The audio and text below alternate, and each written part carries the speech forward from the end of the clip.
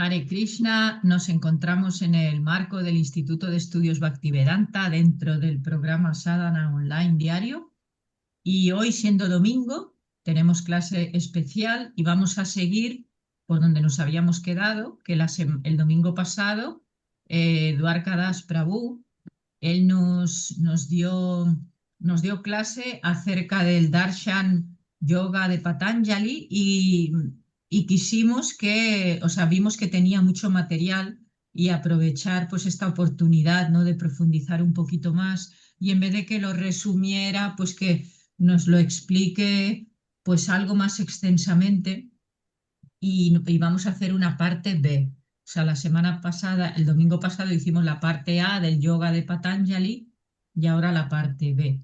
Y de corazón le agradecemos pues que nos comparta pues las cosas que él ha aprendido de forma así tan vocacional. Y es difícil encontrar devotos con, con tanto amor al conocimiento en los tiempos que corren y que haya dedicado tanto tiempo al estudio y somos muy afortunados de que quiera venir a este espacio y nos ayude a aprender y a escuchar acerca de estos temas tan interesantes. Muchísimas gracias, Prabhu, por venir. Hare Krishna, Nityan, muchas gracias por la presentación.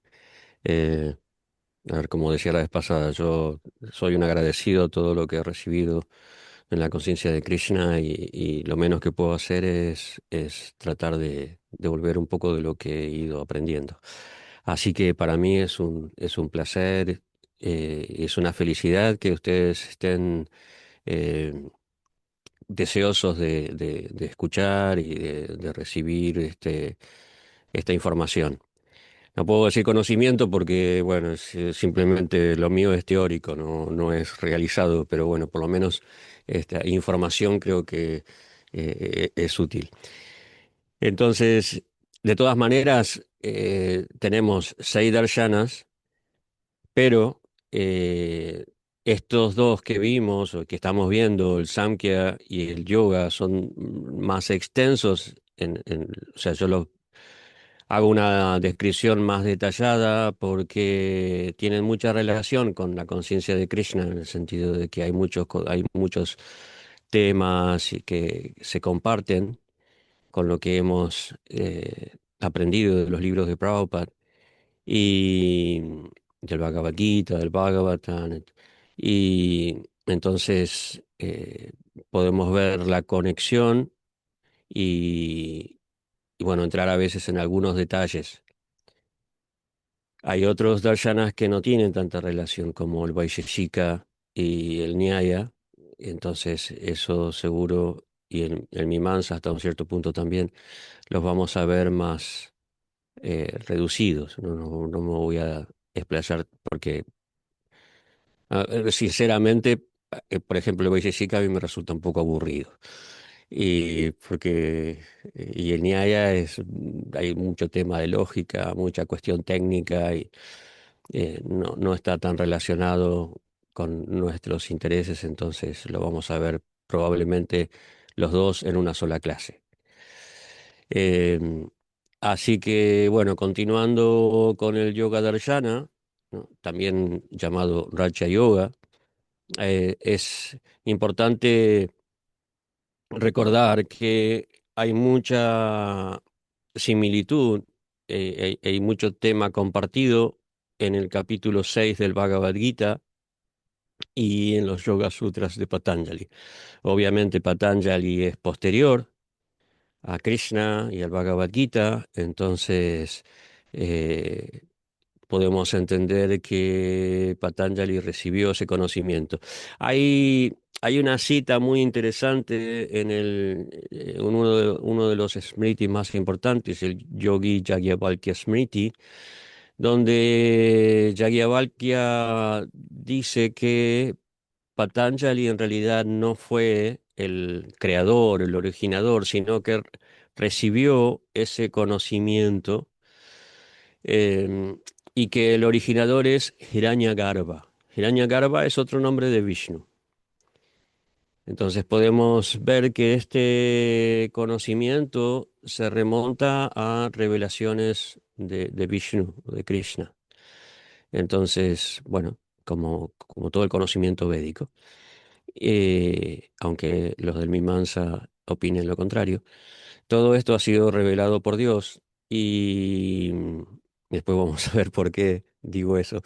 Todo este conocimiento ha sido revelado por Dios y por lo tanto para nosotros es interesante, aunque no es bhakti puro, pero hay cuestiones técnicas y prácticas que nos pueden resultar útiles, especialmente en relación a la práctica. Entonces voy a compartir el, un PDF.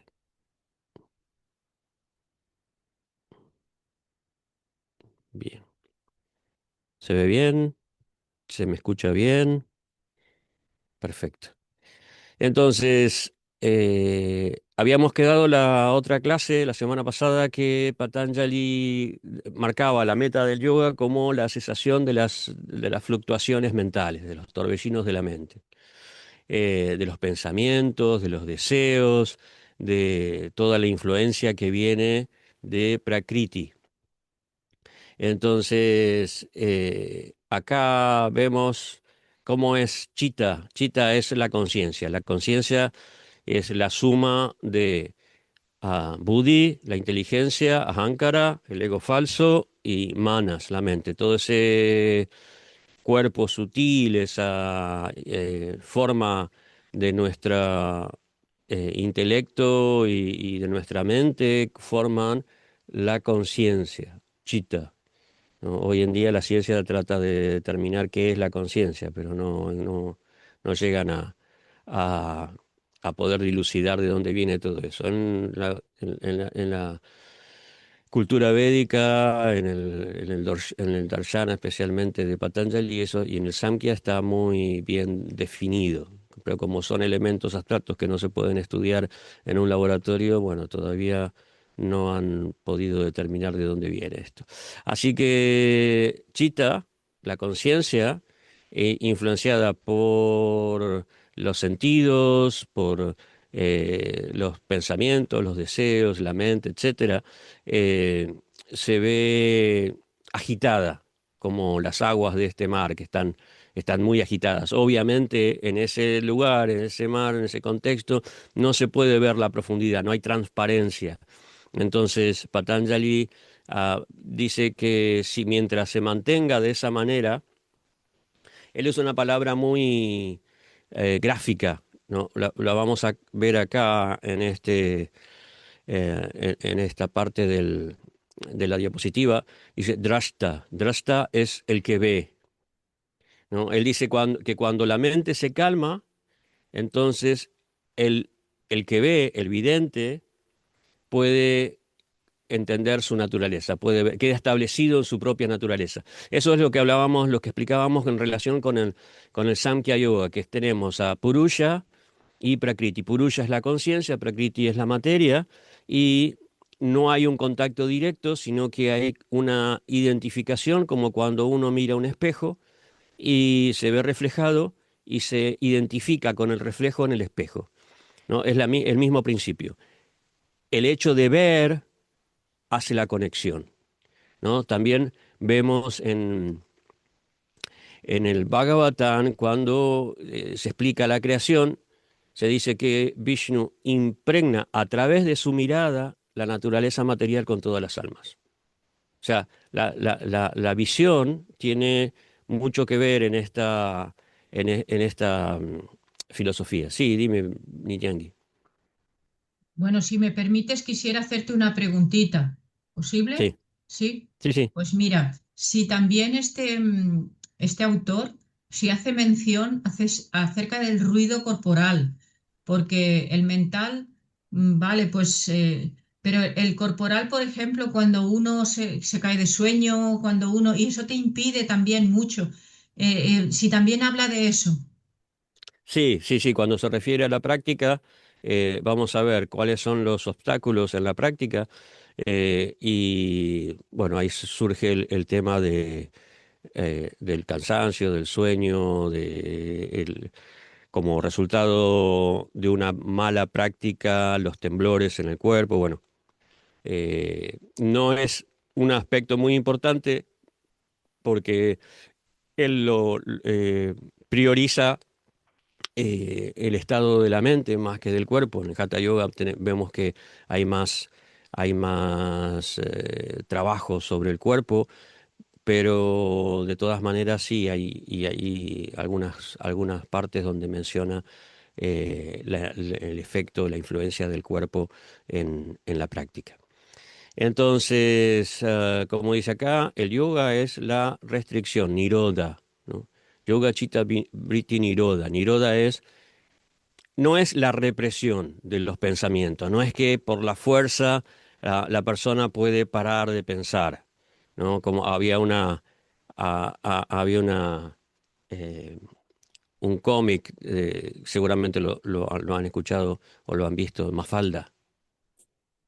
Mafalda en una viñeta decía no pensar, no pensar, no sentir, ¿no? Y finalmente decía, no tenía un plato de sopa delante de ella y decía, no me sale el yoga, ¿no? Porque no quería tomar sopa y quería reprimir su rechazo a la sopa. No se puede reprimir la mente. Entonces, cuando habla de Niroda, se refiere a parar lo que afecta a la mente, lo que hace que la mente se agite, ¿no? Los britis, los vientos que agitan el agua. Entonces, lo que él hace, lo que él busca a través de esta práctica es eh, parar, disminuir toda la influencia que hace que la mente se agite, que hace que la conciencia se agite. Entonces, calmar la mente. Es como la vez pasada daba el ejemplo de la vela, con el Bhagavad Gita da el ejemplo de la vela, ¿no? Que la mente del yogi queda establecida como una vela en un recinto donde no hay viento, ¿no? Al no haber viento, que son los britis, la llama de la vela queda estable, queda fija. Bueno, eso es, si ustedes han visto las velas que la llama se mueve muy fácilmente, con cualquier movimiento inmediatamente se empieza a mover, ¿no? Se destabiliza enseguida y se puede apagar muy fácilmente. De la misma manera, la mente se agita muy fácilmente. Entonces, la idea es, a través de la meditación y de la práctica del Ashtanga Yoga, poder eh, aislar la mente de todas esas influencias externas para que quede estable y pueda eh, conocer su naturaleza de verdad. Entonces, cuando habla de Niroda se refiere a eso. No es que nosotros podemos parar la mente, pero sí podemos retraer los sentidos, como vamos a ver, como vimos la vez pasada, como dice el Bhagavad Gita, como la tortuga que retrae los miembros y la cabeza del exterior y dentro del caparazón, y de esa manera queda protegida. ¿Cómo funciona esto? Bueno, Patanjali dice que hay todo un círculo, un ciclo vicioso que se produce en la conciencia a través de las acciones. Todo, no hay en realidad un origen, sino que se va dando todo de forma automática. Tan pronto la persona nace en el cuerpo, comienza a recibir eh, la influencia de los sentidos y eso activa el karma y activa qué hace cada impresión, cada eh, influencia de los sentidos, cada sensación que nosotros recibimos, ¿no? Produce una impresión en nuestra mente, una huella, un samskara, ¿no? Esos samskaras, ¿no? Hacen que nosotros recordemos. Si recordemos que en la semana pasada dijimos que los 5 britis que pueden agitar la mente son, voy a empezar a preguntarles a ustedes a ver si se acuerdan, ¿no? ¿Alguien se acuerda cuáles son las 5 britis, las 5 impresiones que agitan la mente? conocimiento correcto es el primero.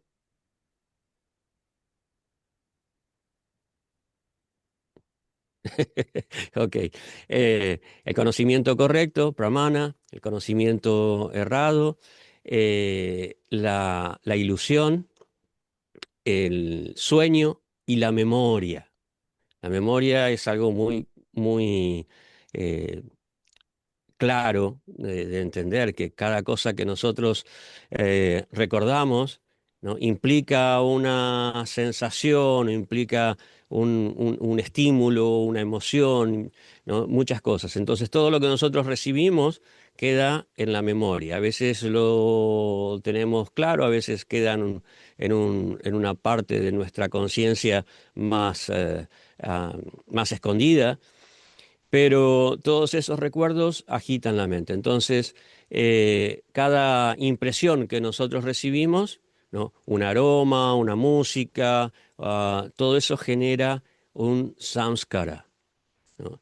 Entonces, esos samskaras, en la medida en que se repiten, ¿no? Cuando nosotros recibimos, por ejemplo, no sé, el perfume de una persona o una música que identificamos, por ejemplo, la vez pasada estaba escuchando el sonido que hacían antes en los 90 los modems cuando se conectaban a Internet, ¿no? Ese ruidito seguramente lo, ahora capaz que hace tanto tiempo que no lo escuchan, no lo recuerdan, pero tan pronto, ¿no? Lo escuchan y todo nos retrae en el tiempo, ¿no? Cuando escuchamos o cuando recibimos un estímulo muy seguido, eso produce un, eh, un reflejo, un vasana. Un vasana quiere decir un reflejo condicionado. ¿No? Es como cuando se entrenaban a los perros a identificar un sonido con la comida. Eh, Suena una campana y automáticamente el perro sabe que va a haber comida, entonces comienza a salivar, ¿no? O en una época, los genios de la guerra entrenaban a los perros a identificar los tanques enemigos con que debajo del tanque había comida. Entonces, cuando los perros veían los tanques enemigos, iban automáticamente a buscar abajo del tanque enemigo y sobre el lomo llevaban una bomba, ¿no? Cosas así, esas genialidades que tiene el ser humano. eh, Todo eso es un reflejo condicionado, ¿no? Cuando se acostumbra a la mente a identificar un aroma, una imagen, una música con algo y lo vuelve propenso a actuar de una manera particular. Eso es un vasana, eso significa una tendencia provocada, una tendencia construida, ¿no? Nosotros, no sé, identificamos una música con la patria, por ejemplo, ¿no? Entonces, escuchamos el himno nacional y automáticamente nuestra actitud cambia, nuestra actitud de orgullo o de patriotismo, lo que sea, cambia, así, ¿no? O escuchamos una música y comenzamos a mover el pie porque eso es un reflejo condicionado. Entonces, eso nos genera, como dice acá, un impulso. El impulso nos hace actuar y otra vez, ¿no? El karma nos lleva a otro samskara. El samskara produce vasana y así, todo el círculo se va repitiendo, ¿no? Esa es la forma en que nosotros vamos siendo condicionados en el mundo y, bueno, generamos más britis, más torbellinos en la mente. Eh, yo acá no estoy siguiendo un orden del libro, sino estoy saltando un poco, pero con temas que están conectados, que están relacionados. Sí, dime, Nitiangi. Mira, que yo había escuchado que, bueno, ya doy por hecho de que esto que estás diciendo incluso transgrede un cuerpo, o sea que cuando pasas al siguiente cuerpo, pues el siguiente cuerpo está en función de ese registro, de esos registros. Pero también había escuchado yo que periódicamente el cuerpo sutil también se cambia. Eh, y si nos podías decir algo de eso, o representa que el cuerpo sutil continúa hasta que ese ser no puede salir digamos, de las garras materiales, ¿no? No, O si se gasta y de vez en cuando se va cambiando. a ver, si bien nosotros llevamos nuestra conciencia, el antakarana, el cuerpo sutil o sukshma sarira, ¿no? Ahí tiene diferentes nombres, eh, va pasando de un cuerpo físico a otro. En realidad, el cuerpo sutil está en una transformación constante.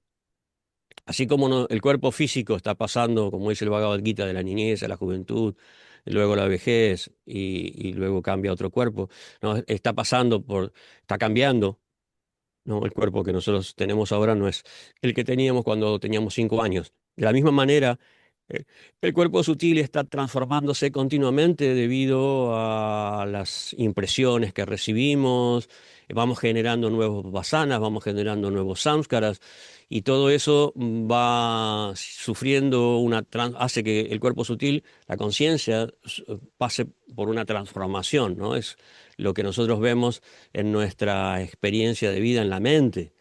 La mente va cambiando. Ah, perdón. Sí, eso nosotros lo Me- podemos experimentar de la conciencia que teníamos, no sé, cuando éramos unos adolescentes, ahora y no tiene nada que ver, sí. Exactamente, exactamente. Entonces el cuerpo sutil va cambiando también. Entonces, Patanjali identifica 5 kleshas o 5 miserias que hacen que nosotros quedemos más condicionados, sí, esclavos en esta naturaleza material, en este prakriti, y esta identificación que tenemos con la naturaleza material. Todo eso tiene su origen en avidia. Esa es la primera de las kleshas. Esto hablamos un poquito la semana pasada.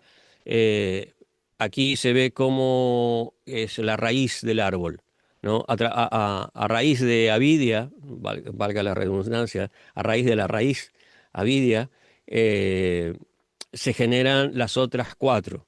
Entonces, la ignorancia, el hecho de pensar que nosotros somos el cuerpo, el hecho de identificarnos con la materia, con el ego, etcétera, con la mente, con los deseos, hace que se generen las otras. Por ejemplo, Ashmita, el egoísmo, ¿no? Como dice Krishna en el Bhagavad Gita, Ishvaraha Naham Mameti, yo soy todo y todo es mío, ¿no? Yo soy el centro, ¿no? El ego falso, Ahamkara. Esto genera el apego, como todo es mío, lo que me gusta, lo que hace que, ¿no? Por ejemplo, Patanjali describe raga como el deseo que sigue el placer.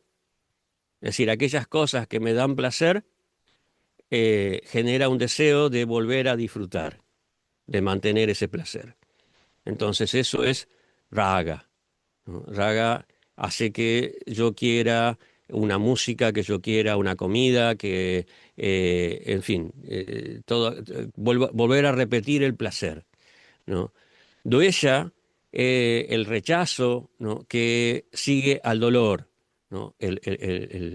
Duella, la adversión, es lo que no me gusta, ¿no? Esto me ha causado una sensación desagradable, un gusto amargo en la boca, me ha causado dolor, me ha causado una mala sensación, entonces lo rechazo, ¿no? Este ambiente no me gusta, esta persona me cae mal, esta música me deprime, lo que sea. Entonces hay un rechazo, ¿no? Y estamos continuamente en esa dualidad, ¿no? Apego y adversión, continuamente buscando lo que nos da placer, rechazando lo que nos da dolor, ¿no? Y entonces esas dos también son dos kleshas muy importantes. Abhinivesha se refiere al no querer cambiar de cuerpo, querer mantenerlo, ¿no? Como esto surge otra vez de la vida, de la ignorancia, del hecho de pensar yo soy este cuerpo. Como yo soy este cuerpo, no quiero la extinción de este cuerpo. No quiero que el cuerpo se termine. Entonces me aferro con uñas y dientes, como sea, a este cuerpo. No a la vida, porque la vida es lo que somos, pero al no saber, al identificar la vida con el cuerpo, ¿no? Nos aferramos al cuerpo. Aunque, ¿no? Con lo que nos enseña la filosofía védica, el Bhagavad Gita especialmente, es que no somos el cuerpo. Entonces, cuando ese conocimiento se contrapone a esta avidia, a esta abhinivesha, este deseo de continuar viviendo en un cuerpo que en un momento ya no sirve más para vivir, ¿no? Es como aferrarnos a un auto que se le fundió el motor, ¿no? Muchas veces vemos que las personas que se les funde el motor y le siguen echando aceite para que el motor siga andando, ¿no? Y larga humo y está completamente quemado y le siguen echando aceite cada pocos kilómetros tienen que poner el aceite porque el motor quema todo el aceite. Y bueno, en un momento nos para la policía y nos dice, no, esto no va más. O sea, acá se queda porque está contaminando toda la ciudad. Entonces, bueno, eso es Abhinivesha. Esas kleshas hacen que nos quedemos atrapados. Y las kleshas hacen, ¿no? Todo esto que venimos hablando, todos forman parte de la generación de karma, ¿no? Ya sea que nosotros nos sintamos atraídos por algo, que sintamos rechazo a algo, que seamos egoístas, que nos aferremos a la vida del cuerpo. Todo eso hace que actuemos de una manera u otra, ¿no? Ese círculo que yo mencionaba antes, ¿no? Karma, samskara, vasanas, etcétera. Todo eso se va acumulando, todo ese karma se va acumulando. ¿En dónde? En el karma shaya, ¿no? Eso es lo que explica Patanjali. Entonces, ¿no? Como dice acá, las acciones motivadas por los kleshas se acumulan en el karma shaya. El karma shaya es la conciencia, es el depósito de todas nuestros deseos, nuestras acciones, ¿no? Ahí se va acumulando todas las reacciones que eh, o digamos, todo el karma que va a generar reacciones. ¿Cómo se dan esas reacciones? ¿No? Patanjali menciona tres aspectos, ¿no? De la maduración, ¿no? Lo llama vipaka, la maduración de los frutos. Él dice que se manifiestan de tres maneras. El primero es el yati, el nacimiento, y nacer en una cierta familia, en una cierta condición, con ciertas características, con belleza o fealdad, inteligencia o estupidez, todo eso es un resultado de nuestras actividades previas, del karma, que viene del karma yaya. Entonces, eso es una de las categorías que Patanjali establece como resultado del karma. La otra es la duración de la vida, ayu. La extensión de nuestra vida también está determinada por el karma de nuestra vida previa. Y la tercera es lo que nosotros disfrutamos o sufrimos, nuestra capacidad y nuestra posibilidad para disfrutar o sufrir algo. Es decir, tanto tiene que ver la posibilidad, porque si yo, no es lo mismo que una persona nazca con cuchara de oro, como dice el dicho, ¿no? Y otro con cuchara de madera, ¿no? O sea, que nazca con mucha riqueza. Y por otro lado, la posibilidad, ¿no? Porque de acuerdo a cada uno tenemos una cierta capacidad para disfrutar de algo, ¿no? O sea, hay personas que por un lado, en la parte más física, ¿no? Tienen deficiencias en los sentidos, entonces que no pueden oír bien o que no pueden ver bien, o entonces su capacidad para disfrutar está reducida por el resultado del karma, por lo que está acumulado en el karma yaya, ¿no? Y también no solamente la parte física de los sentidos, sino también la parte sutil, es decir, una inclinación a, por ejemplo, disfrutar de cosas más sutiles, más finas, más elevadas, ¿no? No sé, alguien, por ejemplo, tiene más atracción a la música clásica y otro tiene más atracción a un par de tambores que, bueno, no, hacen ruido nada más o lo que sea, ¿no? Y no puede saborear la belleza, la riqueza, la sutileza de una melodía o de sonidos más finos. Entonces, eso está determinado también por el karma, ¿no? Esto es boga, ¿no? Por eso uno tiene que entender que las personas generalmente están en una situación no, no por una cuestión de gusto o de deseo, sino por lo que vienen trayendo de vidas previas, ¿no? Que nosotros nacemos en un sitio con ciertas posibilidades, eh, con ciertas tendencias, con ciertas atracciones, por lo que hemos vivido en vidas previas. Y, y esa persona que fuimos no necesariamente somos la que somos ahora. Entonces, esto es importante para no juzgar, no ser tan deterministas cuando juzgamos a una persona, cuando entendemos a una persona. Esto es muy importante, ¿no? Lo vemos en las historias, cómo alguien nace en un cuerpo, en una familia de asuras y no es una asura. Por algo nació ahí, porque bueno, en su vida pasada sucedió algo que lo llevó a ese nacimiento, pero en realidad su conciencia no es la de una sura. En fin, eh, algo interesante para extraer de esto.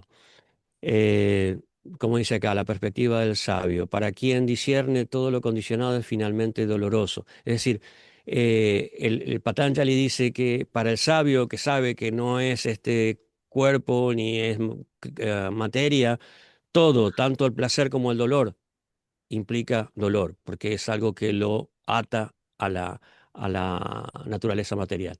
Sí, Nityangi, dime.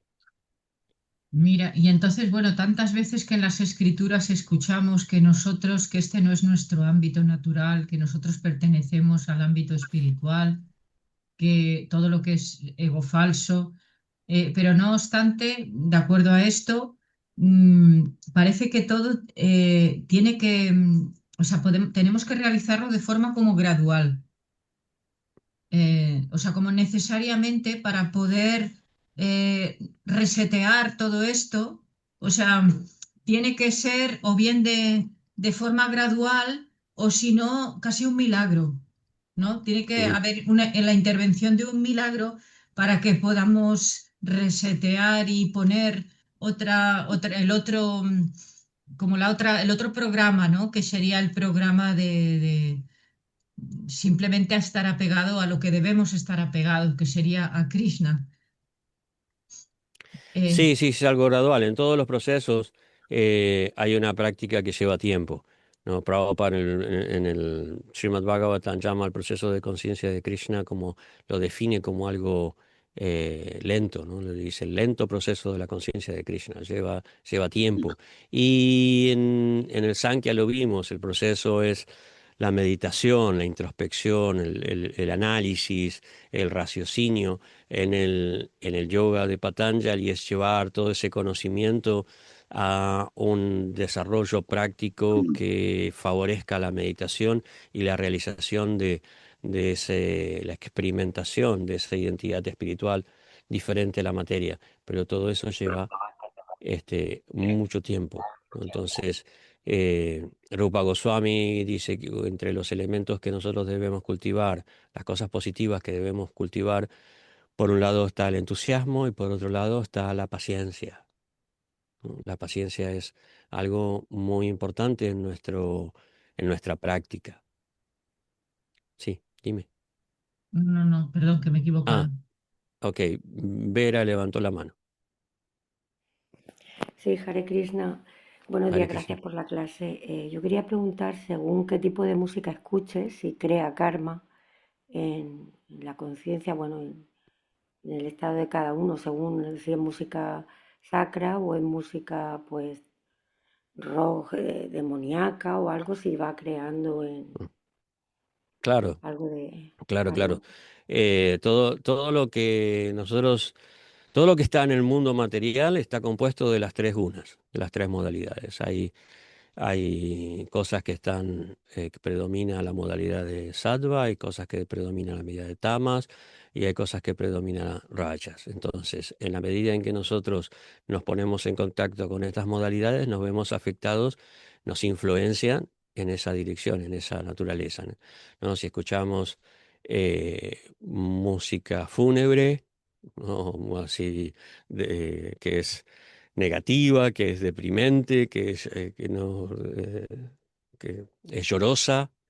Entonces, bueno, caemos, nuestra mente se ve afectada por eso. Si escuchamos música intensa, que nos mueve, eso está dominado por la modalidad de la pasión y por lo tanto nos vemos afectados por la pasión, ¿no? Por ejemplo, nos volvemos más activos, muchas veces las personas cuando están trabajando escuchan ese tipo de música, o si alguien está limpiando la casa, pone música activa que lo mueva a actuar, a trabajar, así.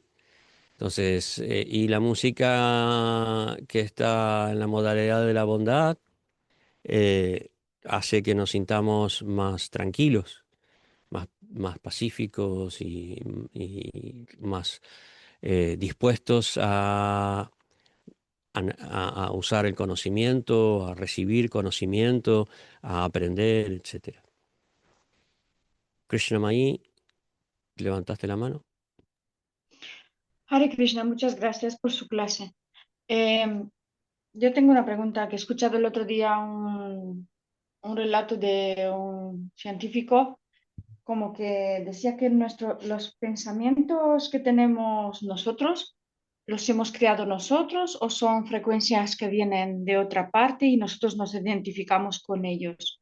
Nuestros pensamientos de quién son nuestros, los hemos creado nosotros. No, nosotros es como si nosotros estamos dialogando con una persona, nosotros estamos dialogando con el mundo, estamos interactuando con el mundo. Entonces, hay un diálogo, ¿no? En un diálogo alguien nos propone un tema o nos saca un tema y nosotros respondemos y vamos continuamente interactuando, ¿no? No soy, digamos, estoy en relación a, no soy una isla. Estoy en contacto con el mundo y mi medio de contacto con el mundo son los sentidos. Los sentidos me dan el alimento para el trabajo de la mente o del intelecto, me dan la información con la cual yo voy a interactuar. Entonces, de repente, no sé, paso por una panadería, no se dice panadería, un lugar donde hacen comida, por generalizar, y siento un aroma, ¿no? Entonces ese aroma me genera un pensamiento, me genera un recuerdo, me genera un sabor, ¿no? Pero quizás yo no le doy importancia, o quizás sí. Eso ya forma parte de mi libre albedrío, ¿no? Hay una parte que me viene de afuera y una parte que viene de adentro, o sea, una parte que yo controlo, yo manejo. Entonces, continuamente estamos en esa interacción y nos relacionamos del mundo, nos relacionamos con el mundo en la medida en que nosotros queremos. Eso lo podemos controlar nosotros. Gracias. Bien, entonces, sigamos con Patanjali. Esto es lo que hablábamos un poquito antes, Nityangi. Patanjali menciona 9 antarayas. Antarayas son cosas que afectan nuestra práctica. Esto es un tema muy interesante, ¿no? O sea, Rupa Goswami mencionó diferentes cosas que debemos evitar en la práctica del servicio devocional. Esto es un poco diferente porque tiene que ver, por un lado, con la mente y tiene que ver, por otro lado, con el cuerpo. Entonces, estas 9 cosas uno tiene que ir superándolas a través de la práctica. ¿no? Por ejemplo, un obstáculo, una piedra, ¿no? Acá hay diferentes piedras que se dibuja en la imagen. Viadi. Viadi, la enfermedad física es un problema, entonces uno tiene que mantener el cuerpo sano, ¿no? Tiene que tener una vida sana para tener el cuerpo sano. Como dice Krishna en el Bhagavad Gita, cuando dice si se come mucho, se come poco, si se duerme mucho o se duerme poco, uno no puede ser un yogi, sino es equilibrado en el comer y en el dormir, ¿no? Para la Ayurveda, la fuente de todas las enfermedades es la mala, no digerir los alimentos, que es, bueno, eso genera una energía que eh, enferma, que hace que las ciertas partes del cuerpo sean más proclives a la enfermedad, más débiles. Entonces, la alimentación es esencial en nuestra salud. Stiana significa la apatía, significa que la mente no está dispuesta porque, porque no siente una atracción por la práctica. La mente no le interesa, ¿no? Lo hace porque la obligamos, ¿no? La forzamos. Es como el chico que va al colegio, ¿no? Como decía Prabhupada, cuando era chico, la familia había contratado un tutor que lo llevaba, digo tutor, pero en realidad era como un guardaespaldas, un vigilante, eh, que lo obligaba a ir al colegio, ¿no? Eso es común entre los niños, ¿no? Esa apatía, ¿no? Hoy no tengo ganas de ir al colegio. Lo hago porque me obligan a hacerlo, si no, no lo haría. Eso es stiana, ¿no? Samshaya significa la duda, cuando nosotros, ¿no? La mente está muy influenciada por rajas, por la pasión, entonces no se, está en continuo movimiento. Es interesante, hay otra cosa que enseñaba Patanjali. Eh, hay, aunque ahora, no, eso en realidad lo dice Vyasa en su comentario a Patanjali. Patanjali no lo menciona, pero Vyasa menciona 5 estados de la mente, ¿no? 5 estados de la mente. La mente puede estar eh, agitada, ¿no? Cuando está influenciada por rayas, está agitada, ¿no? Por eso me acordé ahora. No, la mente puede estar agitada, es decir, no puede estar quieta en un tema, ¿no? Cuando, por ejemplo, cuando nosotros tenemos algo importante que hacer y tratamos de cantar yapa, ¿qué pasa? ¿No? Vamos y venimos todo el tiempo, ¿no? Esa es la mente agitada. La mente puede estar distraída, es un poco diferente. La pasión está mezclada con tamas. Rayas y tamas se mezclan ahí. Y no es un estado de agitación, sino está dispersa. No porque esté estimulada por una actividad sino que simplemente mm, está volando, ¿no? Puede estar más influenciada por la imaginación, está distraída, ¿no? Le cuesta concentrarse, ¿no? La mente, el otro estado es muda. Muda está muy influenciada por la tamaguna, ¿no? Cuando está muy influenciada por la tamaguna está pesada, ¿no? No puede razonar bien, no puede usar, no, está pesada. Negativa, Sí, sí, sí, así, no ve nada bien, no ve nada, ¿no? lamentándose. Exactamente, ¿no? Eso es ese estado de muda, ¿no? Después puede estar concentrada, ¿no? Ekagra, ¿no? Ahí ya está despierta y está fija en un tema, ¿no? Pues, ¿no? Está concentrada, por ejemplo, estudiando, ¿no? O escuchando a alguien que está dando la clase. Está concentrada, como todos ustedes ahora, ¿no? Y el último estado es cuando está completamente absorta en eso, ¿no? Ese es el estado, digamos, el estado objetivo, ¿no? Que menciona Vyasa en su comentario, que, ¿no? Es hacia donde apunta toda la práctica, que la mente está en completa absorción, ¿no? Estamos escuchando una música o estamos escuchando una historia y no hay nada a nuestro alrededor, ¿no? Lo único que existe es eso, ¿no? Como ¿no? El ojo del pájaro para Arjuna, ¿no? Conocen la historia del ojo del pájaro, ¿no? Muy famosa, ¿no? Lo único que veía Arjuna era el ojo del pájaro, ¿no? Dronacharya le pregunta, ¿y qué más ves? No, el ojo del pájaro, ¿no? Y no ves lo que está alrededor, no, el ojo del pájaro, ¿no? Esa completa absorción. Vale.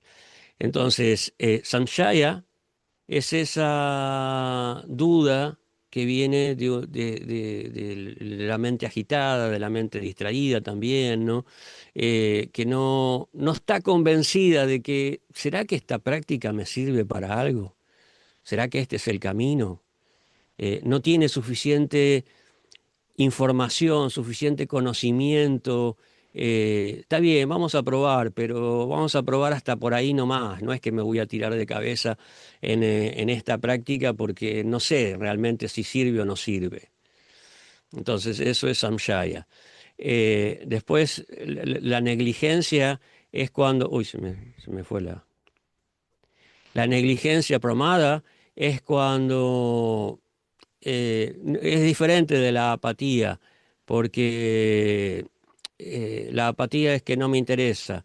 Pramada sí me interesa, pero no tengo suficiente estímulo, no tengo suficiente eh, eh, información o compromiso como para dedicarme a esto tan estrictamente. Entonces, sí, lo practico, pero no tan fanático, ¿no? Sí, un día no, lo hago más o menos, ¿no? Lo hago, pero lo hago porque tengo que hacerlo, pero más o menos, no tanto como para que el comandante del templo limpio, como para que el comandante del templo no me diga nada, ¿no?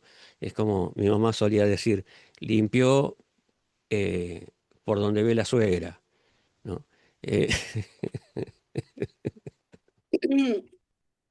uno de esos dichos de mi vieja eh, que quedaban para la historia, ¿no? Entonces, limpio ahí más o menos, ¿no? Buen recuerdo de tu madre, Duarca. Sí, qué bueno. Era maravillosa. Muy especial, sí. Yo he sido muy afortunado con los padres que he tenido y estoy muy agradecido realmente de todo lo que me han enseñado. Entonces, Alasya, Pramada, Stiana, son parecidos, pero no son lo mismo. La pereza eh, tiene que ver con más la parte física. Stiana es algo más mental.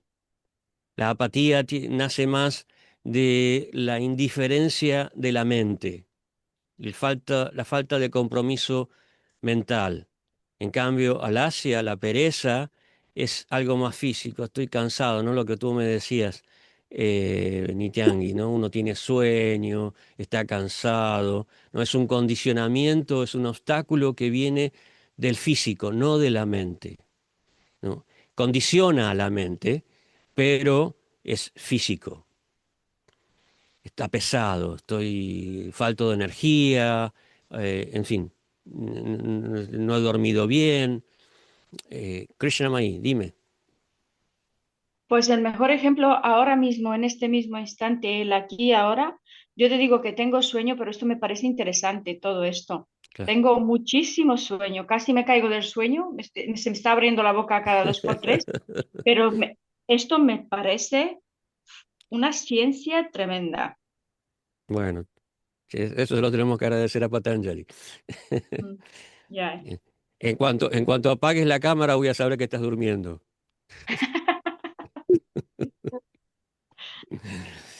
Entonces, Avirati significa el descontrol, ¿no? La falta de seguir principios, la falta de moderación. Un poco como lo que decía antes, el comer mucho, el dormir mucho, ¿no? Eso es la falta de equilibrio, ¿no? O el comer poco, o no, a veces por fanatismo, uno se, se hace el muy renunciado, ¿no? O dormir poco, ¿no? Esa falta de equilibrio es muy perjudicial en la práctica, tanto devocional como física, como mental, ¿no? La falta de ecuanimidad, de equilibrio en nuestra práctica es algo muy, muy negativo. Bhranti Darshana significa la visión errónea, significa no entender bien lo que estamos haciendo, confundir una idea, confundir una teoría, una filosofía, confundir valores, confundir que, ¿no? Hasta qué punto tengo que hacer esto, hasta qué punto tengo que, no sé, por ejemplo, enzarzarme en una discusión con alguien que no está interesado, ¿no? Eh, ese tipo de cosas distraen nuestra atención de la práctica y la confunden. Si nosotros, no, por eso es tan importante corroborar la información, el conocimiento que nosotros recibimos con Guru Sadhu Shastra. Nosotros tenemos 3 parámetros que nos ayudan a no equivocarnos, no confundirnos, ¿no? El maestro espiritual, las escrituras, los devotos, los sadhus, ¿no? Todo eso nos ayudan a superar esta visión errónea. Nityangi, adelante. Me parece curioso de que de los 9 impedimentos que dice aquí, parece que todos son dentro de como en nuestro ámbito, que no vienen de afuera, o sea, como cuando las kleshas dice que algunas vienen de otras entidades vivientes. Aquí en este caso, todos son mm, desde nosotros. Sí, sí, el cuerpo, sí, adhyatmika klesha, ¿no? Porque esto hace a, para Patanjali es lo que nosotros tenemos que controlar en nosotros, ¿no? Esto es, los Yoga Sutras de Patanjali son dirigidos a la persona, no está hablando de generalidades, está hablando de individualidades, me está hablando a mí, cómo yo tengo que em, esforzarme, de qué tengo que cuidarme, de lo que tiene que ver conmigo, ¿no? Em, Alabda Bhumikatva eh, quiere decir la incapacidad para alcanzar el objetivo, es decir, el temor a alcanzar el objetivo. No me animo a dar ese paso final. Generalmente eso sucede por apego, ¿no? Generalmente nosotros tenemos la posibilidad de, de hacer las cosas bien, pero no las hacemos porque nos da miedo ese paso final, ¿no? Si hago esto, me voy a volver muy renunciado y voy a perder lo que quiero, lo que estoy apegado, ¿no? Eso es esa incapacidad para dar ese último pasito. Yo sé que si doy ese último pasito va a haber una transformación, va a haber un antes y un después, entonces todavía no estoy muy convencido de dar ese paso, ese salto de fe. Eso es, ¿no? Fracasar, ¿no? Lo que nos hace fracasar a alcanzar el estado de samadhi. Y el último, a inestabilidad, se refiere a muchas veces se traduce como la incapacidad de mantener el estado alcanzado, ¿no? Es cuando nosotros de repente tenemos un momento de revelación o un momento por habernos rendidos, tenemos un momento de éxtasis, ¿no? Y después volvemos a la normalidad, ¿no? No mantenemos esa conexión con, con nuestro espíritu, con nuestra identidad, nuestra conexión con el servicio, con Krishna, ¿no? No mantenemos ese estado de claridad espiritual. Pero ¿no? podríamos, Sí, sí. sí, sí. Eh, a veces, al estar más condicionados, quizás por influencia externa, no lo... Pero acá no estamos hablando de momentos muy puntuales, sino de realizaciones. No estamos hablando de que en un momento me sentí bien y cuando se apagó la música, cuando terminó la música, ya volví a la normalidad. No, se está hablando de una realización importante, de que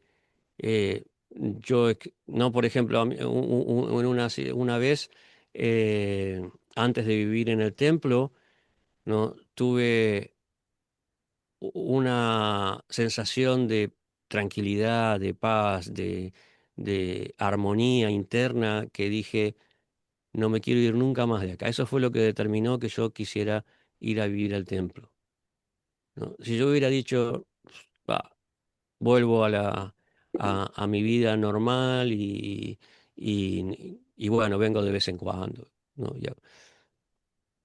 Eh, Hubiera sido esa inestabilidad. Pero dije, no, yo quiero mantener esta claridad, esta armonía, esta paz, ¿no? Y para eso lo necesito vivir acá. Entonces, a los meses, pocos meses, cuando, digamos, hice todos los arreglos, pude quedarme en el templo. Entonces, eso es a- la circunstancia que a veces uno tiene que elegir, ¿no? Bueno, continúo en este camino, continúo en esta práctica para mantener esta realización, ¿o no? Esos son los impedimentos que Patanjali menciona en nuestra práctica. ¿Y cuáles son los efectos cuando nosotros no practicamos bien? ¿Qué es lo que sucede? Se refiere al yoga de Patanjali, ¿no? Acá no está hablando de Bhakti, está hablando de eh, cómo la práctica mal hecha afecta nuestra mente y nuestro cuerpo, ¿no? Por ejemplo, una mala práctica de meditación o incluso una mala práctica de hatha también produce estos efectos. Nos lleva a la depresión, a la frustración, ¿no? Por ejemplo, en el hatha se ve quizás más claro, ¿no? Hay posturas, hay asanas que implican mucho cerramiento, ¿no? ¿No? La pinza o, ¿no? Todas las posturas que tienen que ver con cerramiento del llevar la cabeza a las rodillas, ¿no? Si nosotros solamente hacemos eso, es muy probable que caigamos en una depresión, ¿no? Todas las prácticas que implican cerramientos tienen que ser contrarrestadas con apertura para producir un estado, porque los asanas también influencian nuestra mente, para generar un estado de equilibrio, ¿no? El hatha tiene que ver fundamentalmente con el equilibrio, pero también en la meditación, porque el Raja Yoga tiene que ver, ¿no? El yoga de Patanjali tiene que ver con la meditación. Si nosotros estamos meditando mal, ¿no? Alguna de estas cosas que vimos antes, sin ganas, con apatía, ¿no? Si lo estamos haciendo mal, eso puede llevarnos a una contemplación negativa que nos lleva a la depresión o a la frustración de no alcanzar los resultados. Dukkha, el dolor, si estamos, no, por ejemplo, Patanjali define el asana como una postura estable y cómoda, ¿no? Si nosotros estamos forzando el cuerpo a meditar en la posición del loto, en Padmasana, por ejemplo, que es una postura meditativa, Y si lo hacemos mucho tiempo, lo más probable es que tengamos un problema en las rodillas o en la cadera, ¿no?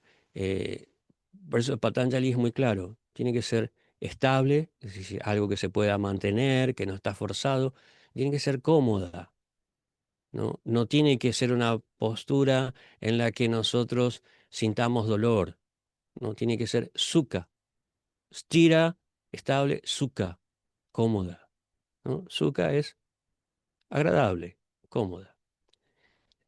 Eh, el temblor corporal también tiene que ver con una posición forzada o un estado físico de debilidad, ¿no? Entonces eso nos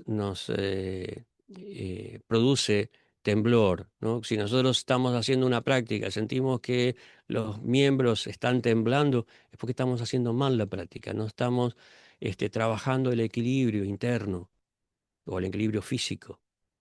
Y Shvasa Prashvasa es algo muy propio, muy típico de la agitación de la mente, ¿no? Una respiración irregular, la agitación, ¿no? Por ejemplo, si hablamos de Hatha Yoga, tiene que ver con por ejemplo, el Surya Namaskar, no es una práctica propia del yoga, ¿no? Es en realidad el Surya Namaskar, el saludo al sol, es una activación de la circulación y un estiramiento de los músculos. O sea, es más una práctica gimnástica, ¿no?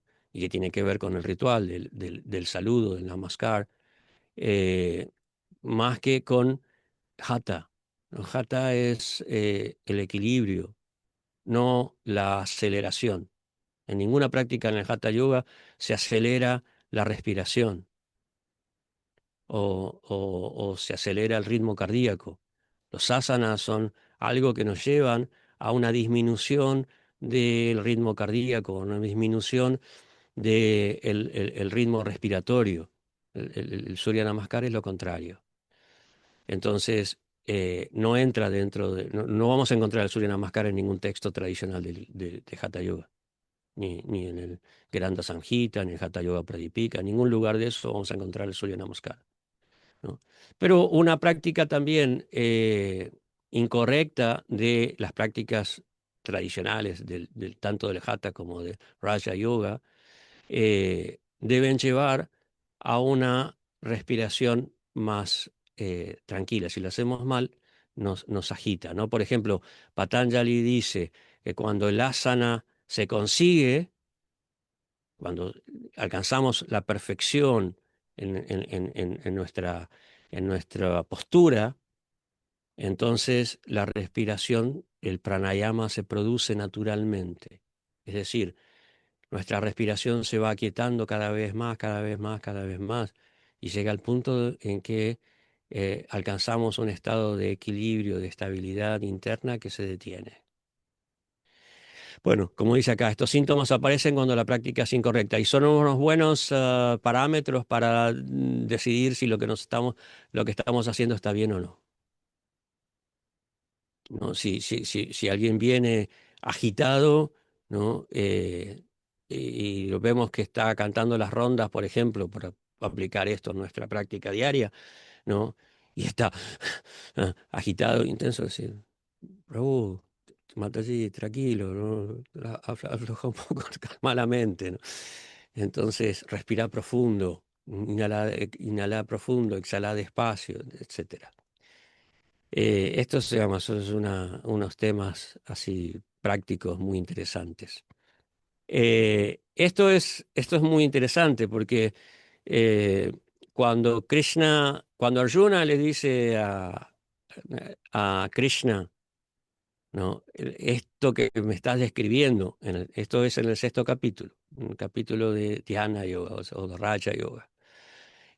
Arjuna le dice, cuando Krishna le describe todo cómo tiene que ir al bosque y sentarse y fijar la mente y controlar la respiración, Arjuna le dice, esto que me estás describiendo, Krishna, me parece imposible, ¿no? Todo el mundo recuerda porque los devotos citan comúnmente esta frase de Arjuna, Chanchalan Himana Krishna, ¿no? Controlar la mente es inestable y controlarla es más difícil que controlar el viento, ¿no? Todo el mundo se acuerda, ha escuchado eso y se acuerda de eso. Y Krishna le dice exactamente lo mismo que después va a decir Patanjali. Krishna le dice, sí, sin duda que es difícil, pero se puede, mediante abhyasa y vairagya. Las mismas palabras, ¿no? Patanjali usa las mismas palabras que Krishna en su instrucción a Arjuna, ¿no? Abhyasa es la práctica constante, regular, comprometida, ¿no? Lo que hacemos todos los días, no lo que hacemos 5 horas un día, al otro día nada, al otro día 10 minutos, o nada, ¿no? O lo que hacemos una vez por semana, sino una regularidad, ¿no? Si cantamos 4 rondas todos los días. Si cantamos 16 rondas, cantamos 16 rondas todos los días, ¿no? No que un día cantamos una ronda, el otro día cantamos 32, otro día cantamos 5, ¿no? Práctica constante, regular.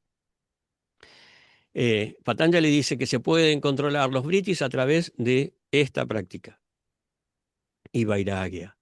Vairagya es muy importante, ¿no? Tiene que ver con la paciencia que hablábamos antes, ¿no? El hecho de decir, bueno, no estoy aquí para buscar resultados, sino por la práctica en sí misma, y los resultados se van a manifestar solos, ¿no? No es que mi objetivo son los resultados, sino mi objetivo es la constancia en mi práctica, ¿no? Eso es el vairagya, ¿no? Y también el vairagya tiene que ver que no estamos haciendo esto para que nos glorifiquen o para que nos den un diploma o para que tengamos discípulos, seguidores, fama, etcétera, ¿no? Sino que lo estamos haciendo por nosotros mismos, ¿no? Cuando estas dos cosas se combinan, ¿no? Cuando mantenemos una práctica constante, cuando desaparecen los apegos y las expectativas, entonces Patanjali dice que la mente se aquieta y vuela libre mediante el equilibrio de estas dos fuerzas, ¿no?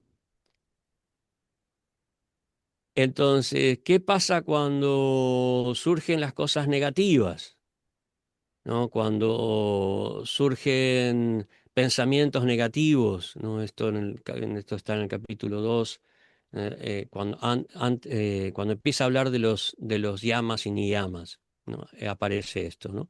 Porque se habla de ahimsa, ¿no? De la no violencia.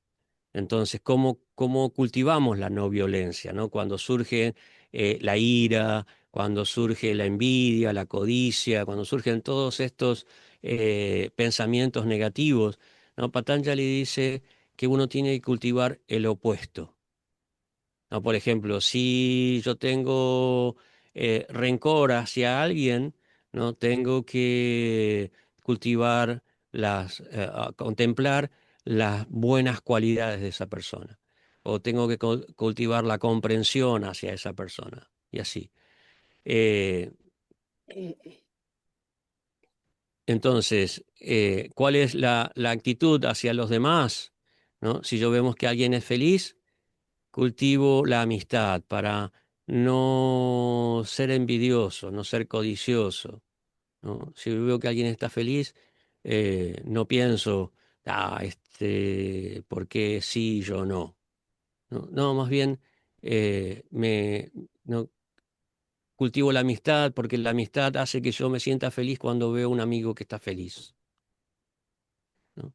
Cuando veo a alguien que está sufriendo, ¿no? Porque quizás alguien lo dañó, o incluso si yo lo dañé, por ira, por envidia, por enemistad, ¿no? Lo que sea, ¿no? Cultivo la compasión, la empatía, ¿no? Acá estamos hablando de empatía, ¿no? De ver al otro y entender su sufrimiento, ¿no? Cuando veo a alguien que es virtuoso, que tiene cualidades, que es exitoso porque ha trabajado, porque es muy hábil, porque es un genio, lo que sea, ¿no? Me alegro de que su cultivo la alegría, de que esta persona, ¿no?, tiene algo que se merece, porque es virtuoso, ¿no? Si yo veo, no sé, un pianista que es virtuoso, yo me maravillo, ¿no? Yo no toco el piano, ¿sí? Me gusta, me encanta tocar el piano. Pensé que mi vida me iba a dedicar a eso antes de conocer a los devotos. Y mi sueño era ser concertista. Pero la verdad es que a mí no me da para ser concertista. Yo no tengo tanto talento, ¿no? Pero veo un pianista virtuoso y me maravillo. A veces se me caen las lágrimas de la emoción de ver a alguien que tenga tanta habilidad, ¿no? Es fantástico, ¿no? A eso se refiere, a esa alegría de ver el virtuosismo, la habilidad, la cualidad, las virtudes de otro. Y ante aquellos que son malvados, que lamentablemente nos los encontramos de vez en cuando en la vida, uno es indiferente, ¿no? Si alguien viene y quiere agredirnos o insultarnos, uno cultiva la indiferencia y la ecuanimidad, ¿no? Uno mantiene el equilibrio, no se exacerba, no. Esto es muy difícil, ¿no? Especialmente para algunos de nosotros, nos cuesta, pero con la práctica, con la experiencia, el tiempo, la maduración, la deliberación interior, ¿no?, uno va aprendiendo a cultivar esa ecuanimidad, esa indiferencia. Esto es otro de los consejos prácticos muy útiles que nos da Patanjali. Y ya vamos terminando. Sí, vamos bien. Entonces, él cuando empieza el segundo capítulo, acá vemos este Kriya Yoga, aparece en el primer shloka, en el primer sutra del segundo capítulo. Él define el Kriya Yoga. Kriya viene de karma, de hacer, la práctica activa, ¿no? No es una práctica meditativa, es una práctica activa, ¿no?, que es lo que nosotros tenemos que hacer para em, alcanzar el conocimiento del ser, para alcanzar el samadhi, o preparar la mente para el samadhi, como dice acá. Tiene tres elementos, ¿no? Normalmente se menciona de que el yoga de Patanjali es el Astanga Yoga, el yoga de las 5 partes. Pero él nos da otras opciones. Una de las opciones más interesantes es el Kriya Yoga, ¿no?, que es como el paquete de emergencia, ¿no? Eh, si nosotros no solamente podemos practicar 3 cosas, ¿no? Nos dice, ustedes pueden practicar 3 cosas solamente, bueno, practiquen esto. No pueden practicar las 8, bueno, practiquen esto, ¿no? Una es tapas, la autodisciplina, que eso lo encontrábamos en los niyamas. Entonces, la autodisciplina, la purificación del cuerpo, la tapasya, la austeridad, ¿no? El hecho de levantarnos temprano, darnos una ducha, mantenernos despiertos en la práctica, o sea, todo eso implica un cierto sacrificio, una cierta austeridad, ¿no? Swadhyaya es la otra práctica que nos recomienda, que también era uno de los niyamas. O sea, estos tres son 3 niyamas. El autoestudio, el autoconocimiento, lo vimos la clase pasada, ¿no? El conocimiento acerca del ser, ¿no?, que viene por el estudio de las escrituras, como el Bhagavad Gita, que habla acerca del ser, y por la introspección también. Swadhyaya tiene que ver también con nuestro autoestudio, es decir, con lo que nosotros hacemos, la investigación que nosotros hacemos acerca de nosotros mismos.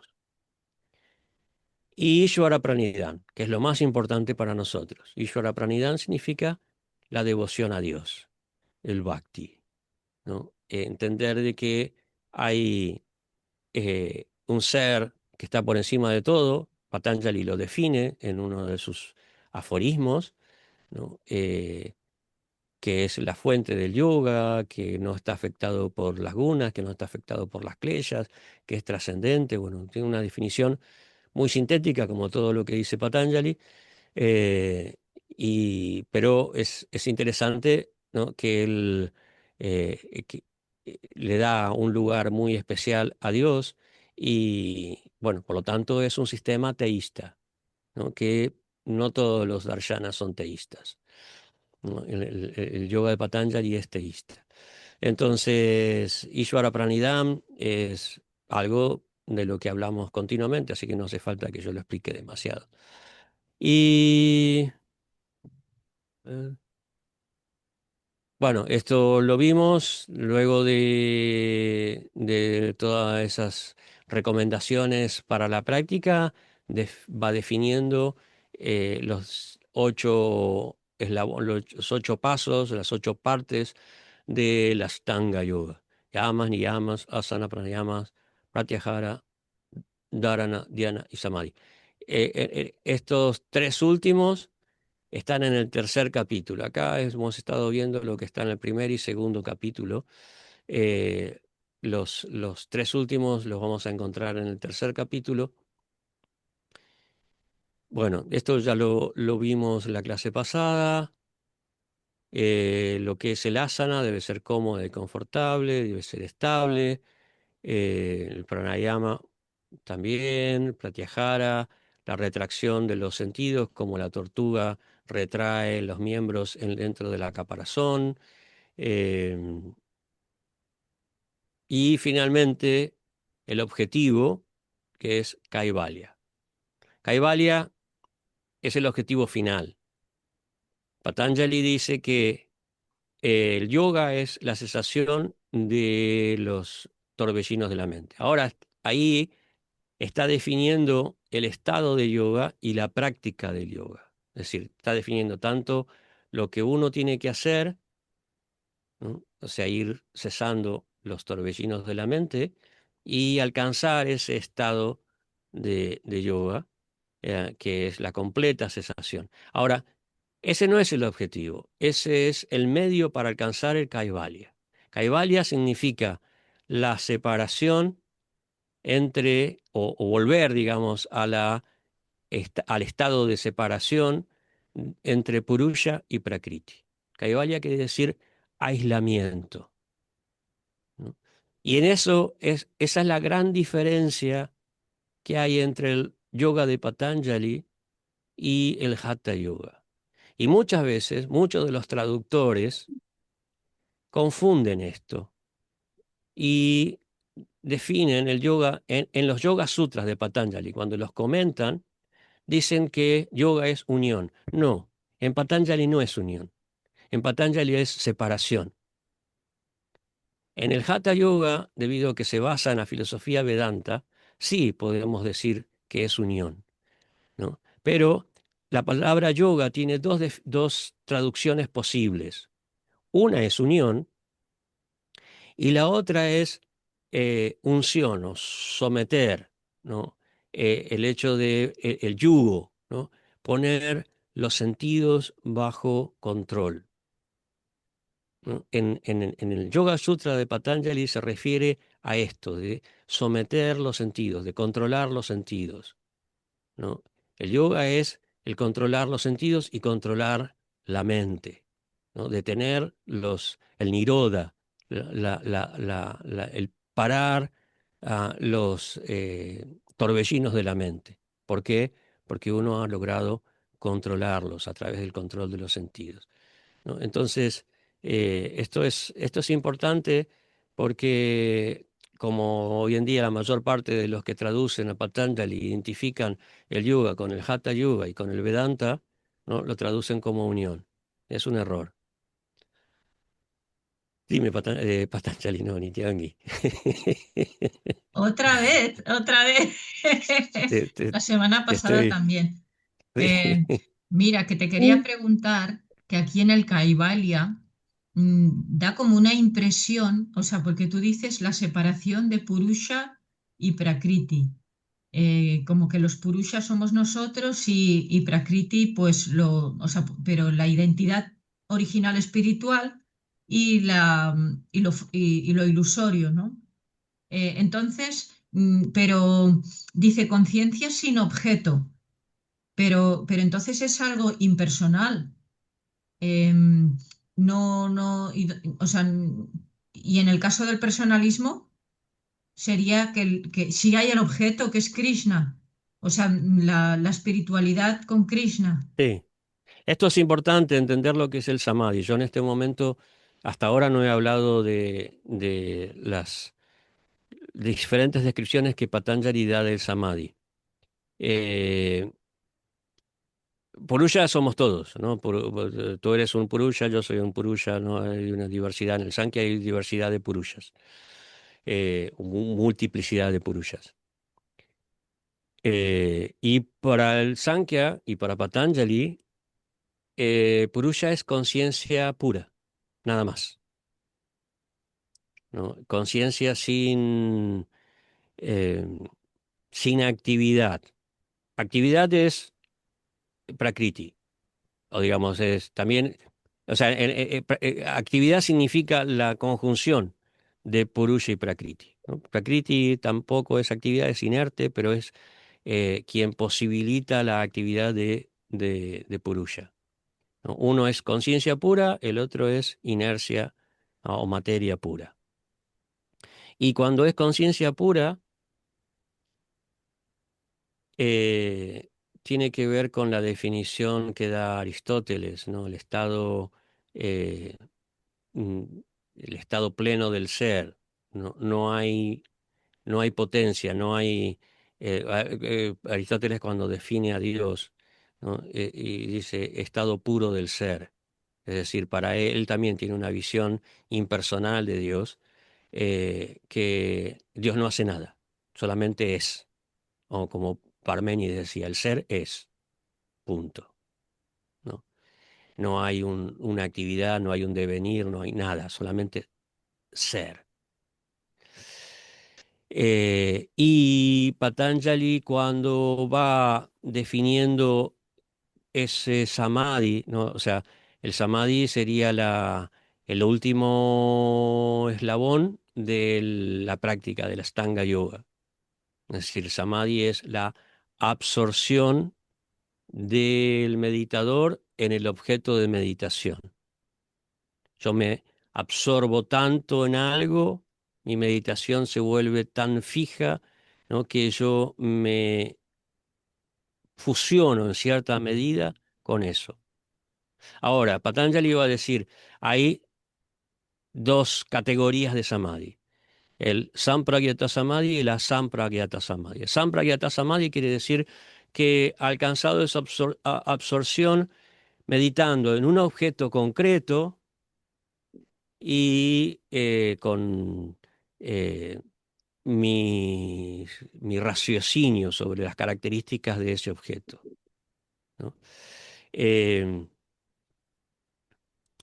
Eso es Savitarka Samadhi, ¿no? Cuando nosotros meditamos en un objeto y estamos completamente absortos en ese objeto, estamos fijos en ese objeto, pero somos conscientes de que es un objeto definido y analizamos las características de ese objeto. Tarka es raciocinio, elucubración, ¿no? Intelectual. Entonces, estamos ahí absortos, pero contemplando todo eso. O sea que hay una actividad mental. Nirvitarka Samadhi sería la etapa siguiente, la progresión, ir profundizando cada vez más en ese Samadhi. Y en ese estado, ¿no? Seguimos meditando en un objeto concreto, pero ya no hay un análisis de sus características. Simplemente estamos ahí absortos en el objeto y nada más. Ya la actividad racional ha terminado. Nos hemos absorbido de tal manera que nuestra mente se ha detenido. Y la otra categoría, digamos, seguimos progresando según Patanjali en algo, ¿no? En vez de ser un objeto concreto, físico, meditamos y nos absorbemos en un objeto sutil, ¿no? Eso es Savichara Samadhi. Y en ese samadhi, en esa absorción, en un objeto sutil, como puede ser, no sé, la mente, algo más abstracto, puede ser la conciencia, ¿no? Meditamos en algo sutil, o en seres liberados, eh, nos absorbemos en esa identidad, pero todavía analizamos, ¿no? Hay una actividad racional acerca de contemplar las cualidades de ese objeto de meditación. Y Nirvichara Samadhi sería ya dejar ese razonamiento de lado, y sumirnos en una contemplación, nada más, en una absorción de la esencia de la naturaleza, de esa entidad o de ese elemento abstracto sutil. Todo eso es Sampragyata Samadhi. Digamos, este último ya entraría casi en la Sampragyata Samadhi. La Sampragyata Samadhi quiere decir que el Purusha ha alcanzado el Kaivalya, que ya se ha separado completamente de Prakriti y está fijo en su estado del ser, ¿no? Lo que yo decía, y no hay ningún tipo de actividad. Sí, dime, Nityangi. O sea, tú comentaste que Patanjali, o sea, que este conocimiento es muy, muy, muy, muy antiguo, ¿verdad? Entonces yo Sí. quería saber si Shankara está también así, la filosofía de Shankara, Acharya, si está también como influenciada por Bueno, esto. Shankara es uno de los comentadores más importantes de Patanjali. Hoy en día se estudia entre los comentarios a Patanjali el comentario de Shankara como uno de los referentes más importantes, sí, sin duda. En realidad, la filosofía de Patanjali, este Darshana, ha, ha influenciado durante milenios la cultura y la filosofía del hinduismo. O sea, vemos, em, por ejemplo, el Hatha Yoga, si bien como yo decía, es diferente del Raja Yoga, pero muchas veces se lo tiene a Patanjali con tal como de tan importancia, como tal punto de referencia, que se dice que en realidad el Hatha es una preparación para el Raja.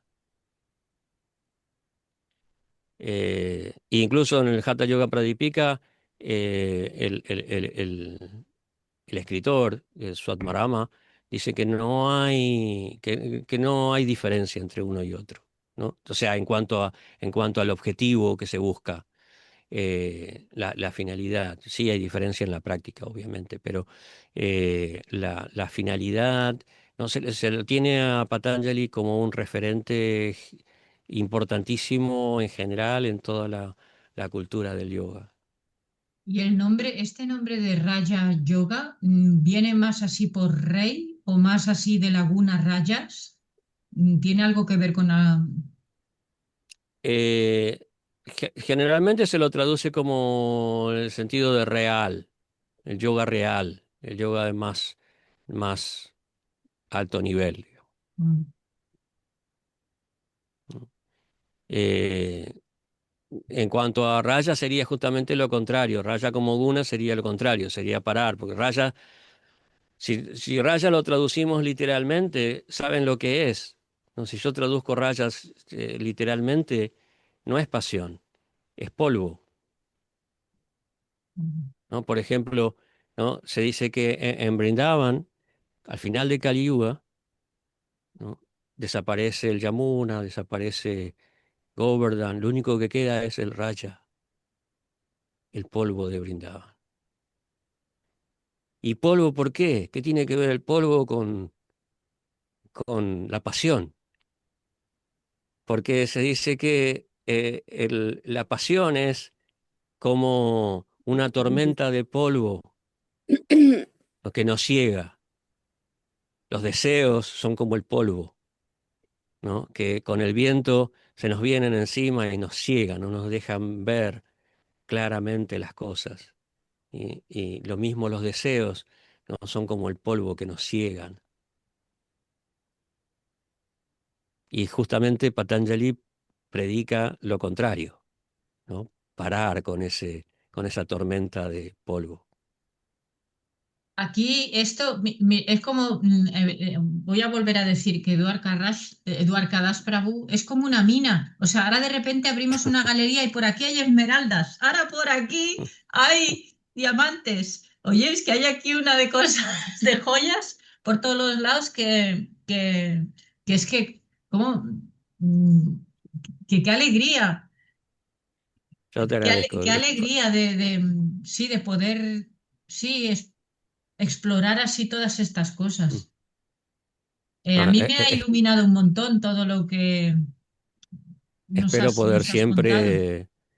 poder siempre cumplir este objetivo de brindarles lo que yo he recibido. Y qué imágenes tan bonitas, es increíble. O sea, he hecho alguna foto, tres o así, ¿no? Es que están como para ponerlos póster, hacerlo un póster y ponerlos así en los ashrams, porque son muy, sí, como Bueno, si para quieres, cultivar. si quieres te comparto esto, este es un PDF, te lo comparto y si te resulta útil, puedes usarlo tranquila, ¿no? Es que hoy Porque en día falta mucho esto de la disciplina, ¿no? En Kali Yuga, la disciplina es como si estuviera pasada de moda. Y es la base, porque si no hay una disciplina, entonces ya no podemos, es como los cimientos, ¿no? Si no tenemos disciplina, ya todo lo que pongamos encima te lo tumban rápido. sí, son los cimientos y son los ladrillos que construyen nuestro edificio de Bhakti. Maya Dakshi, ¿tienes una pregunta? Sí, buenos días, Hare Krishna, a todos Hare los Krishna. devotos y gracias de verdad y devotas, gracias de verdad por esta clase, ha sido hermosa. Yo estuve trabajando intensamente casi más de 2 meses, 1 mes, 2 meses, y me había perdido de esta oportunidad y estoy muy agradecida a Krishna por toda esta bendición. Y tengo una pregunta. Cuando hablaba, estaba diagramado allí en uno de los dibujos todas estas dificultades que tenemos para alcanzar, ¿no? Habían 8, hablaba de la parte de la indiferencia de las cosas y de la apatía. ¿De qué manera, digamos, más lúdica nos podrías decir cómo podemos nosotros luchar contra esto o luchar, decías que no era luchar, sino era otro, más o menos para explicar un Sí, poquito más lúdico esa parte para llevármelo con un anclaje aquí hermoso? Y las imágenes, como dice la Mataji, de verdad son hermosísimas. Si las puede compartir para todos, sería hermoso también. sí, sí, Bueno, sí, el no hay problema. PDF, pues, ¿no? Gracias. La manera de cultivar la apatía es el estudio, el conocimiento, ya sea por leer, por oír, por preguntar. eh, el aliciente que nosotros necesitamos cuando no tenemos mucho interés es alimentar el interés, justamente a través bueno, el conocimiento que recibimos, ya sea por leer, por asociarnos, ¿no? El proceso que nos da Rupa Goswami, ¿no? Dice que al principio hay un poquito de fe, ¿no? Y en ese poquito de fe, Shraddha, tenemos un interés, pero no está tan desarrollado. Entonces ahí puede entrar la apatía, porque todavía no tenemos el entusiasmo, la convicción, porque no hemos probado el néctar aún. Entonces, bueno, lo hacemos porque quizás, no sé, tenemos a alguien que nos presiona, que nos dice, no, tienes que hacerlo, ¿no? Como pasa al principio cuando nosotros venimos a la conciencia de Krishna, muchas veces recibimos esa presión o ese aliciente de otros, generalmente con la mejor intención, pero esa asociación, ¿no? O sea, Rupa Goswami el estadio siguiente que nos da después de Shraddha es Sadhu Sangha, ¿no? Es esa asociación que nosotros recibimos, nos estimula a ir reduciendo esa apatía, ¿no? Y a eliminar esa apatía, por lo que te decía antes, ¿no? Por enseñarnos, por estimularnos a través del conocimiento. El conocimiento es lo que eh, es la mejor herramienta para superar estos obstáculos, especialmente la apatía, la duda, la pereza, la negligencia, ¿no? Todos estos obstáculos que tienen que ver un poco con tamaguna, con la falta de interés, ¿no? Cuando nosotros desarrollamos una base firme a través del conocimiento. Es como decía antes que la raíz de los kleshas es la avidya, es la ignorancia. Y la razón de la apatía es eso, es la ignorancia, ¿no? Yo todavía no tomé conciencia de lo importante que es esto. Entonces no me aplico tanto, ¿no? Pero a través del conocimiento, que lo podemos recibir de muchas maneras, ¿no? Puede ser leyendo, puede ser escuchando clases, puede ser hablando, puede ser preguntando, ¿no? Puede ser escuchando historias, ¿no? Todo lo que sirva para absorber las ideas es súper útil, ¿no? Entonces eso va reduciendo cada vez más y la apatía desaparece.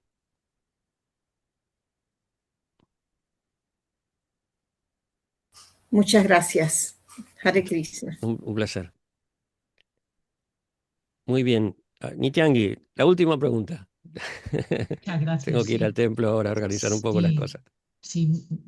Pues mira, yo quiero preguntar, ya que la disciplina es una cosa tan importante y hoy en día parece que, por lo menos aquí en España, ¿no? En otras partes será diferente. Parece como que la conciencia de Krishna tiende a seguir expresándose desde cada uno desde su casa, ¿no? O sea, incluso, pero claro, una cosa es las personas que han recibido ya a su debido momento como una disciplina y una educación en un ashram, y otra es el que nunca ha vivido en un ashram y ha empezado a practicar la conciencia de Krishna pues desde su casa. Entonces, claro, verdaderamente, si uno no tiene como un tutelaje así bastante firme, mmm, como desde los inicios, o sea, por un periodo de tiempo, no sé si es posible de llegar a captar este amor incluso a la austeridad y la disciplina si no te lo transmiten, ¿no? Así, y parece que hoy esto ha quedado como diluido, como que ya casi que no se atreve uno a hablar así acerca de esto, ¿no? De la belleza y que eso es la riqueza de los brahmanas, la austeridad. Y entonces, pues que cómo se va a poder proseguir sin esa base. Cada uno que entra desde su casa practica un poquito así cuando le apetece y como lo que también has comentado y eso, ¿qué podrías decir sobre esto? Ese es un tema largo, pero así resumiéndolo un poquito, este mundo es pendular, vamos de un extremo al otro continuamente, ¿no? Eh, en un momento todo el mundo se iba a vivir al templo y si no vivías en el templo no eres un devoto. Básicamente esa era la visión que se tenía en los 70, en los 80. eh, y eso era artificial, O sea, vos te ibas a vivir al templo, si querías ser un devoto tenías que vivir en el templo. Pero quizás no estabas preparado para vivir en el templo. No era tu naturaleza, o sea, si tú no eras un brahmachari, una brahmacharini, vivir en el templo no era fácil, ¿no? Y entendemos que hoy en día brahmacharis y brahmacharinis, muy pocas personas tienen esa naturaleza. Entonces, ¿qué pasó? Que los templos terminaron vaciándose porque, porque era algo forzado, era un fanatismo que no era natural, que no era real, ¿no? La mayoría de los devotos no encajaban en eso, ¿no? Los que encajaban siguen siendo brahmacharis. Y la mayoría, yo ni siquiera entré como brahmachari, yo entré casado ya. Y tuvimos 10 años con mi esposa viviendo en el templo por una cuestión de convicción, eh, pero no era nuestra naturaleza vivir en el templo. Entonces, bueno, finalmente eh, vivimos cerca del templo. Y en nuestro caso ha sido positivo, pero en muchos casos no ha terminado de esa manera tan positiva. Eh, Eso es producto de un fanatismo que estaba fundamentado en la falta de autoconocimiento, ¿no? Y una falta de contexto, ¿no? De contexto en el que vos podés ser quien sos y a la vez practicar la conciencia de Krishna. Como decía, si no vivías en el templo no eras un devoto, entonces no te quedaba más remedio que vivir en el templo. Hoy en día se está buscando, se ha ido un poco al otro extremo, ¿no? O sea, los templos se vaciaron, ¿no? La mayor parte de los devotos viven fuera del templo, ¿no? Se ha ido, bueno, yo practico la conciencia de Krishna como me viene bien, punto, ¿no? Como algo más, ¿no? Se ha ido al otro extremo. Todo el mundo es libre y no hay presión, no hay tapasya, no hay, ¿no? Eh, Nosotros que vivimos la otra época nos resulta un poco extraño, pero bueno, es lo que es la naturaleza del mundo, como decía, vamos de un extremo al otro.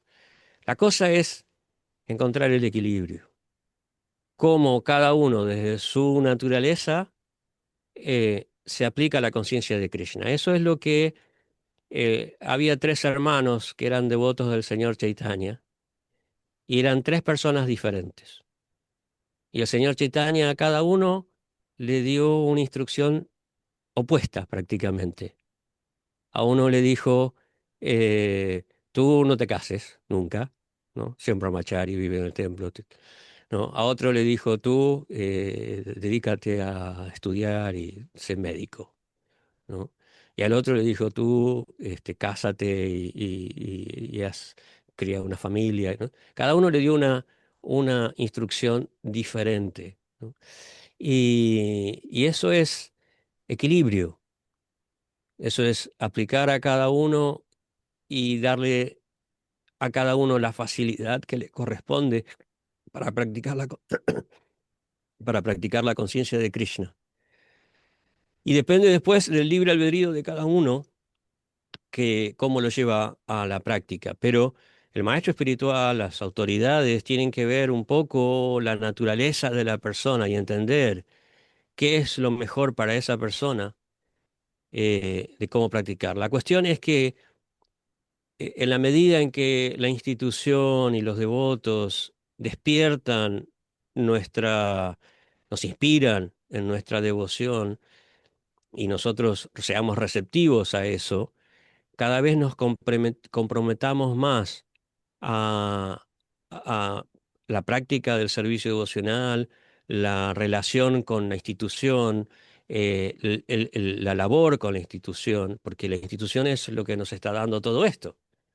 O sea, yo no sería capaz de hablar todo lo que hablo si no hubiera sido por ISKCON y por Prabhupada. Entonces, la institución necesita de cada uno de nosotros en cada una de nuestras situaciones, ¿no? Yo veo en las fiestas, la gente viene, hace servicio, se compromete, algunos más, otros menos, ¿no? Pero las cosas no se podrían llevar a cabo si no fuera por la colaboración de todos y cada uno O sea, no es que uno va al templo y simplemente se sienta a disfrutar del kirtan y del prasad y nada más es receptivo. Bueno, eso es mejor que nada, pero lo mejor es que si yo estoy recibiendo algo, bueno, a ver, ¿qué puedo hacer yo? ¿Cómo puedo colaborar con esto? Esa actitud es la actitud de un devoto, ¿no? Entonces, bueno, quizás uno puede hacer más, otro puede hacer menos, pero no importa, lo que sea que uno haga, eso ayuda al desarrollo, no solamente de la institución y a que más personas las conozcan, eso me desarrolla a mi desarrollo, me ayuda a mi desarrollo, ¿no? Porque en la medida en que yo hago, yo progreso, ¿no? Entonces, eso es tapasya, ¿no? Tapasya significa, bueno, a ver, hoy puedo ir al templo, levantarme temprano y ir al programa, o ir a ayudar a lavar platos, o a cortar vegetales, o a decorar el templo, o lo que sea, ¿no? O hacer la contabilidad, o administrar, o trabajar para difundir más en las redes, lo que sea, ¿no? Todo eso también es tapasya. O sea, tapasya no significa solamente bañarme con agua fría y levantarme temprano. Tapasya significa a veces, no sé, hablar con alguien y escuchar sus problemas.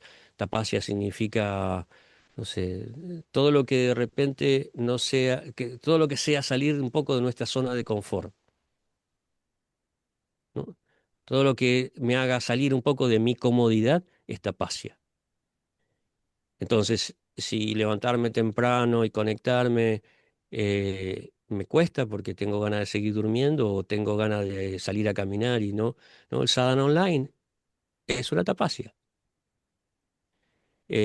O sea, yo admiro lo que tú haces con este sadhana online todos los días durante años, ¿sí? Porque ¿cuántos más lo están haciendo? ¿No? Entonces, no es algo fácil de mantener todos los días esa regularidad, esa constancia, y ustedes lo están haciendo. Ahora, si alguien puede hacer algo más, genial. Vemos que hay personas aquí que están haciendo más servicio. No los conozco a todos, pero algunos sé que están haciendo más servicios y eso es fantástico. Entonces, el punto es encontrar, volviendo a lo que es tu pregunta, es encontrar el equilibrio entre vivir en el templo o vivir en mi casa, pero en definitiva, eh, progresar en la conciencia de Krishna a través del servicio. Ya, y muchísimas gracias. ¿Y cuál será el próximo Darshana del próximo domingo? Eh, Yo pensaba seguir con el Mimansa y el próximo domingo no sé. Yo creo que mejor darles Ah, un, vale. un respiro. Ah, no, por eh, nosotros no, por nosotros está muy bien. Es ya tú, lo que tu disponibilidad. Si tú pero puedes. no, la verdad es que no tengo aquí el Ah, calendario, no vale, sé el vale, domingo que vale. viene. A mí me Te lo pareció que me confirmo. habías dicho que sí, me habías dicho el 8 también, pero no pasa nada, lo hablamos por WhatsApp. Sí. Sí, Podríamos ir con el Mimansa y Vedanta y vale, finalizar con el Vaisheshika, ¿no? Que son los más aburridos al final. vale. Y Pues, cortito. pues muchísimas gracias, de Un verdad. placer, un placer. Bueno, como tú dijiste, el cuerpo sutil se va transformando, ¿no? Pues yo en esta sesión ya se me ha transformado el cuerpo sutil para bien. Buenísimo. Vamos a darle las gracias todos. Ya, y Aribol, Aribol, muchas gracias. Gracias, Haribol. Haribol Bol. Hasta la próxima. Hasta la Adeu. próxima. Y muchas gracias a vosotros por venir también, Sí, Aribol. sin duda. Ha venido un devoto de Colombia, incluso Sri Govinda Ram, desde Colombia. Ah, Ah, sí. bienvenido. Acá en Barcelona estamos llenos de colombianos del templo. Bueno, Aribol. Estamos, tenemos una bandera colombiana y otra argentina ahí. Haribol. Hare Krishna.